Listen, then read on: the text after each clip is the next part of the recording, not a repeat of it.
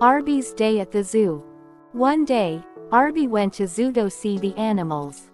At the entrance, she met one guard. Upon entering, she heard a loud roar. She turned around to see two lions caged. Moving forward, she came across 3 crocodiles who were sunbathing.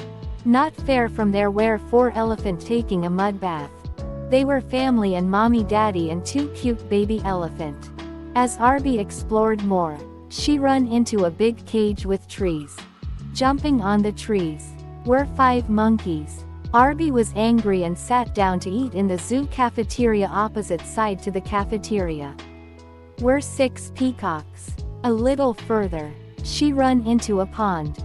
Swimming in the pond were 7 ducks. But that wasn't all. On the other side of the pond were 8 turtles. Near the zoo's exit was a dense area with many trees. Perched on those trees were 9 parrots. Just before leaving the zoo, Arby saw 10 owls sitting on a single tree.